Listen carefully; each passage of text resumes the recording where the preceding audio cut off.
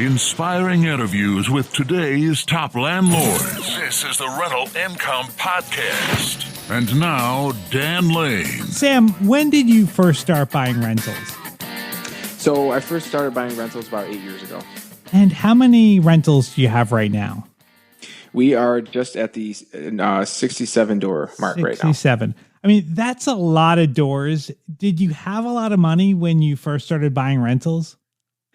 No, we did not have a lot of money. I did not have a lot of money. I did not come from money growing up. Middle-class family, 5 kids, 1 working parent. And I actually, my first job, I was making about $38,000 a year when I started buying.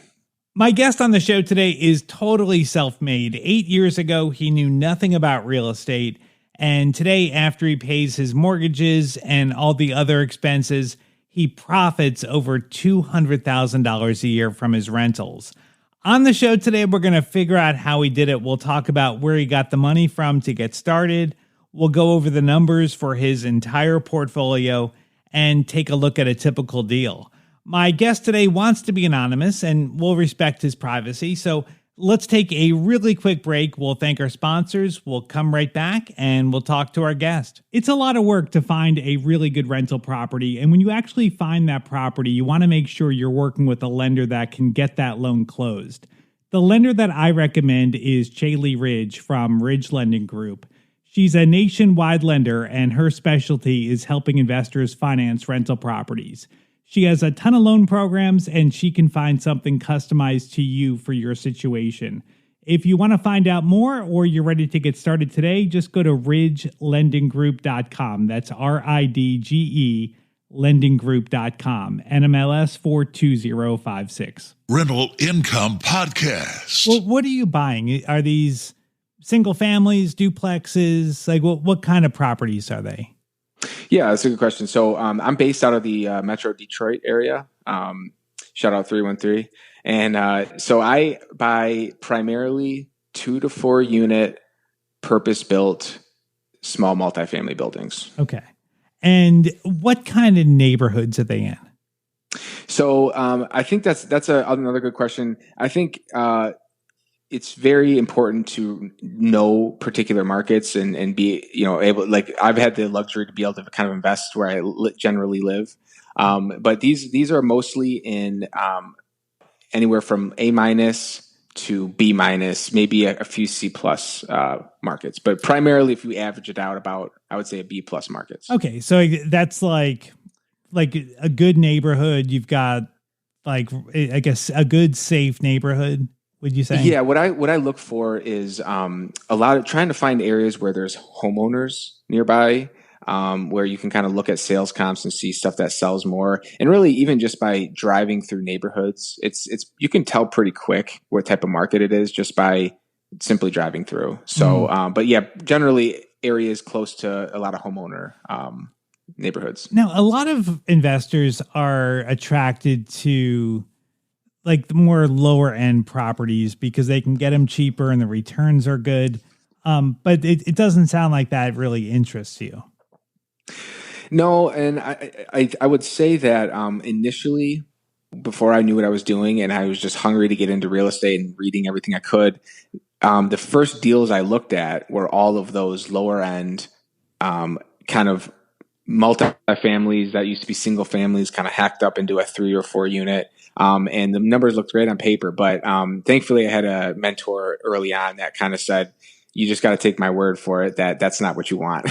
And so my first property I bought was I lived in the one side, and it was FHA loan, and it was in one of the nicest neighborhoods in the area that I invest in. And so I've thankfully been able to not have a bad taste in my mouth off the beginning, and I've really kind of focused on that going forward. The returns may be less on paper, but it's a night and day difference between appreciation and actually what you realize at the end of each year as far as income. Yeah. And I think it's probably easier too. I mean, when you have good properties, I feel like it's less work, less management intensive than some of those lower end properties. Like, with those lower end properties, you might get a better return. I mean, you definitely are going to get a better return, but you're going to work for it. So that's Absolutely, absolutely. And actually, I'm not going to sit here and say I don't have a few, C plus ish properties, and I do. And I can attest right away that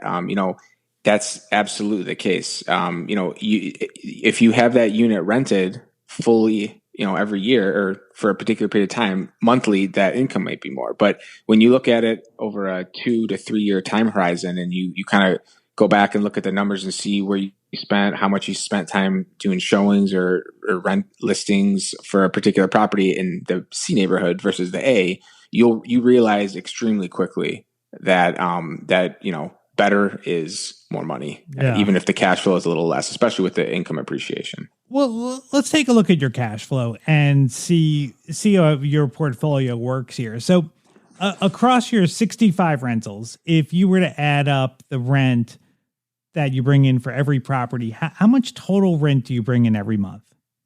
Yep. So total income right now is just over $57,000, $57,495 a month. And when we look at your mortgage, how much are your mortgage payments for all your mortgages? Yep. So my entire mortgage payments, which I'm calling PITI, which is my full principal, interest, taxes, and insurance, is $31,475. Okay. A month. And do you have any other expenses like utilities or water or anything like that? Yep. So in some of the properties, it may be on one water meter, and we'll bill the tenants separately. So we'll have the utilities in our name and prorate tenants accordingly. And so in those cases, which is utilities essentially, that monthly utility expense comes to around $5,325. Okay, so you've got $20,695 left over before any repairs or vacancy or anything else that might come up. Well, when you budget for repairs, like how do you do that? Like, do you set aside a certain percentage every month, or like how do you do it? What I do is all the income that comes in, it just sits in an account essentially, and any repairs and maintenance things that I have to do, I pay out of that account because I don't touch that money. I use it to continue to invest. And so what I've found is roughly right now it could be 15 to 20% year over year that I find I spend monthly in repairs or maintenance or rental fees or upgrading properties. So that comes to maybe around $2,500 to $2,500 a month. Okay, so across your entire portfolio, you're spending about $2,500 a month. Right around there. Yep. Wow. Okay. All right. So you've got 20 after you pay the mortgage, insurance, taxes, the water bill, electric, whatever, and repairs. Then that leaves you about $18,000 a month in profit. That's correct. And that can fluctuate here and there depending on vacancy. But right now we're sitting at about 1 unit vacant out of the 67 doors. So, but generally we're within 3 to 5% vacancy. Okay. All right. So that $2,500 a month that you spend on repairs, that's like minor stuff that might come up. But like, what about, like say if you have to replace a roof or, maybe there's an HVAC that needs to be replaced. Like, so go ahead. That's a great question. Yeah. Sorry. That 2,500 is blended across, a few years. And so, 1 month it might be $0. Next month it might be, $500. Yeah. Next month it might be $8,000. That could have been a furnace month. Okay. Not months, by month, or not years, but by months. Okay. So, so it kind of averages out. Some months will be way less. Some months could be a little bit more. But when you average it across the spectrum of a few years, that's what it kind of averages out to. So you've got $18,000 a month, and you're just letting that sit there, and then you've got an emergency fund, and then are you using that then to invest in more properties? Yeah. So really, my wife and I still work corporate jobs right now, and have been for a little while, for about 10 years or so for me. And so, really, I figured and I think a lot is predicated on the situation everybody's in. But in my particular case, I went to college, got a degree, and have a decent corporate job where I look at that as cash flow too. And if I'm cash flowing this amount of money from that, and that's the amount of work I have, so it's never made sense for me to leave just yet corporate. And so, I've really, been able to, and again, I haven't brought in any private money, any partners. I mean, I've built this kind of from the ground up. And so I think only because I've been able to work a corporate job and just take all the income that comes in and, along with utilizing creative finance strategies and things like that, and, lesser down payment strategies, but just using that to funnel into the next deal. I mean, that's gotta be a great feeling though, going to work every day, knowing that if something bad happens, if you get laid off, if you don't like you got a new boss that you don't like, knowing that your rentals are producing $200,000 a year in profit, that's got to be a great feeling. Yeah. So it's been a lot of work. It's been a grind. I've been very tunnel visioned over the last few years. But I mean, it's, that's always been, it's come from a point of defense first. I've always been of the opinion that, these corporate companies, ebb and flow with the economy and things can happen. And I've been at companies that aren't the greatest, currently at a good company, knock on wood. But, so that was my thing, is these corporate jobs are never guaranteed. And so, but knowing that I don't need it, but I get to do it, it's also helped me kind of appreciate the job more, because I'm not working there necessarily out of a necessity, but more just an additional bonus. Yeah, totally. Well, let's talk about a perfect deal. Like, so when you are looking for a property, like what are you looking for? Like, I guess first let's talk about the actual property, like bedrooms, baths, like what are you looking for? Yeah. So if we had to tier it, I would say above and beyond everything else, location is number one, because you can't fix the dirt that it sits in. You can't fix that area. I think that's most important. Secondly is I look for purpose built, something that was built as a duplex, because that's just so much more appeasing. It's so much more for tenants. The layouts are better. You deal with much less ongoing maintenance, because, when you have a duplex or a 3-unit that maybe was turned into such, which I do have in my portfolio, and I can tell you that the numbers, the maintenance numbers can be higher because electrical might be done a certain way, and the, just the way the layouts are. But so location, if it was purpose built. And then from there, I mean, it gets pretty, I don't get too picky on, because if you hit those two metrics and you're in a decent market, I mean, it's very unlikely that you're going to not be able to find a good tenant. I'm very okay with 1-bedroom units. I like 2-bedroom units. In fact, I actually think 1 to 2-bedroom units can be better than more bedrooms, because you're dealing with less people, less wear and tear on the property. So that's kind of what my goal is when I look at property. So I'm at the point now where I can see something online, and I already, if it's in my market, I know how the taxes work. I know how the insurance, I know immediately if it's a deal or not, just by looking at it and knowing the streets. Do your properties rent pretty quick?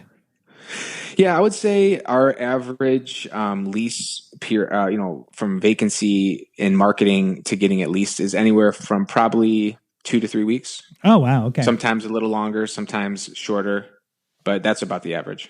So what do you want to pay? Like, so I guess when you look across your portfolio, like what's a good price for, like, say, so if you found a duplex that, like, so a 2-bedroom duplex, is that like the perfect property? 2 bedrooms on each side?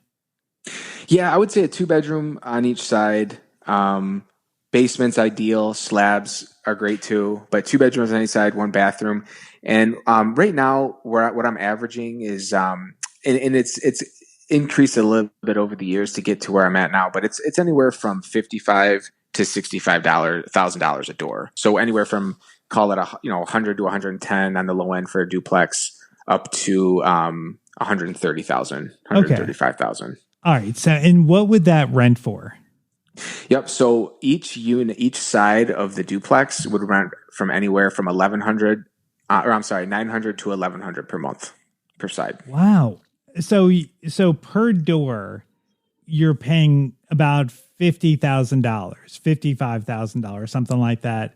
And that side is renting for $900, $1,000. To 1100. That's correct. Wow. Yeah, and Okay. potentially more if you wanted to go Section 8, which that's a whole nother topic. But Yeah. yeah, that's about it. I think that's why they say the Midwest. And again, where I invest is in Michigan, suburbs of Detroit, anywhere from 30 to 60 minutes outside Detroit. Not in the city of Detroit, but just on the surrounding. But yeah, I mean, there's still cash flow to be had in that market. And these are deals you're getting today. Like today, if you wanted to buy a property, those are the numbers you'd be looking at. These are the deals I'm getting today, and in fact, I just did an inspection. I have a purpose-built side-by-side duplex in a B- neighborhood. So, a good neighborhood. There's a few that are a little bit better, but it's definitely not on the low-end neighborhood. Very good neighborhood. Across the street are all homeowner properties, well kept, and I have that under for $110,000. So how did you do this? Like so. You said at the beginning of the show that you weren't making a lot of money. You bought a lot of properties here. How have you done this? Like, did you have to save down payments? It's really three strategies, right? It's seller financing. I won't even say FHA because you can only do that a few times, and that's hard to scale. It's seller financing. It's burring properties, and then it's building relationships with local commercial banks. I mean, that's really been, and I came out of a place of necessity because I'll never forget when I began to research on real estate and just absorb every day hours and hours of articles and talking to people. I'm like, there's no way on the salary I am at that I can make enough money to put 25 down, buy another one, put 25 down. So I was just digging into creative. How can you buy properties creatively? And the most recent 20 units that I bought in my portfolio was from land contract, 15% down. And I was able to open up a second position line of credit across 6 properties, make sure that they were still cash flowing very well. So I was minimizing the risk there and used that to fund the down payment. I didn't even have to bring in a partner on a $1.5 million purchase on an A+ location. So yeah, I mean, that's the thing I think people really need to realize is, it can be done. Is it hard? Absolutely. But nothing good comes easy. What you said, I think, is pretty important, that you bought properties using seller financing, and then those properties had equity in them. And once you bought the property, you were able to open a line of credit. And then that line of credit then is how you funded buying more properties. Is that right? Absolutely. That's in a nutshell. That's exactly it. It's tapping into untouched equity. And what's even more interesting than that is once you build a relationship with these banks, people told me all day long, they said no lender would give you a second position line of credit or a second position loan on homes that they don't have first position in. Mm-hmm. And I already had a few loans with my commercial lender. He took a second position on homes that he didn't even have a first position on because he trusted me. Yeah. And because they were 30-year fixed, he knew that there was no balloon, because balloons are another topic on commercial that, you'd have to learn. And it's not all the end of the world, but it's, the loans will term out every year, but as long as everything's been going well, they'll typically renew it. But yeah, that's exactly it. All right. So at a high level, you're finding good deals. You're going directly to the listing agent, and then you're either buying that by working out seller financing. I guess, is it mainly seller financing that you've used?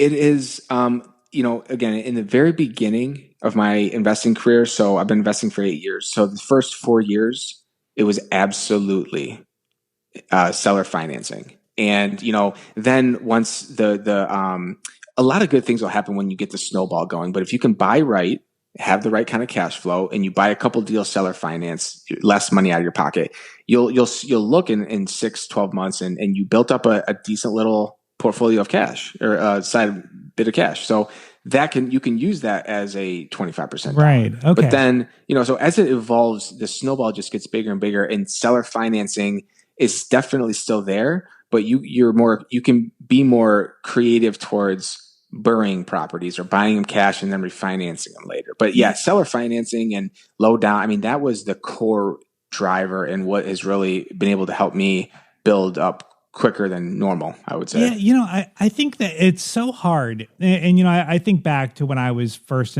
getting started in investing.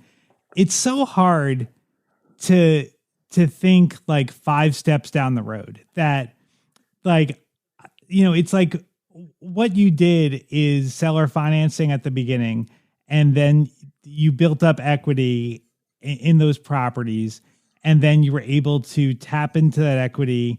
And now you've got a lot of cash flow and you've got credit lines you can tap into.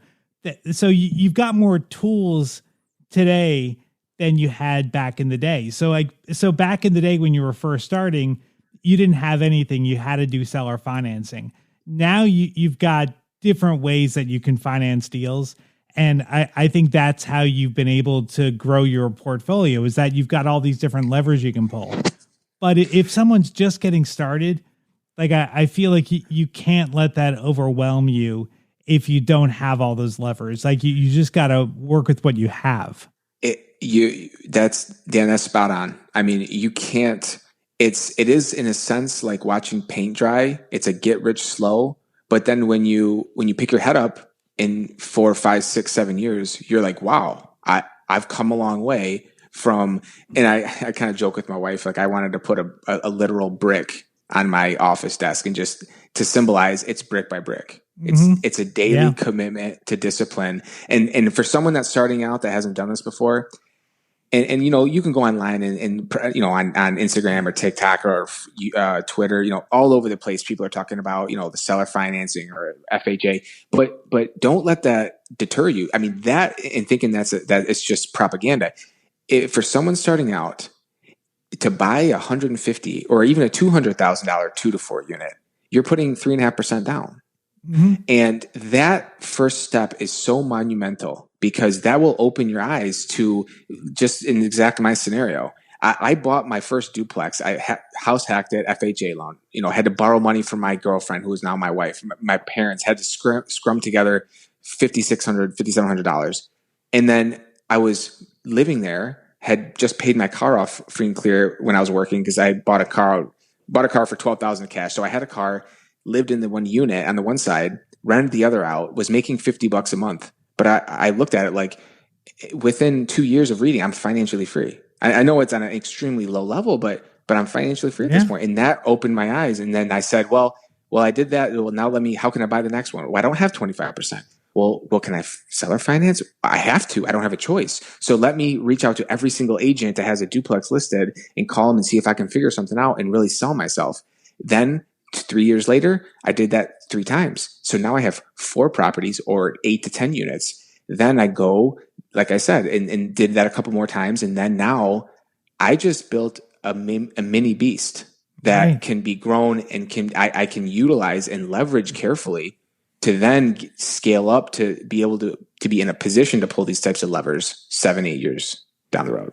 What an inspiring story. If anybody wants to reach out to our guest, I've got his contact information on the website. You can find it at rentalincomepodcast.com/episode 484. I'd like to thank our sponsor, Chaley Ridge, for making today's episode possible. If you're looking to buy a rental property, whether you're just getting started or you want to add to your portfolio, reach out to Chaley. She's got a ton of different loan programs, and I promise you she can find something that'll work for you in your situation. If you want to find out more or you want to set up a time to talk to Chaley personally, you can track her down at ridgelendinggroup.com. NMLS 42056. Thank you so much for checking out the podcast today. Make sure you hit the follow button before you go, and that way you'll be notified as soon as the next episode comes out. My name is Dan Lane, and this has been the Rental Income Podcast.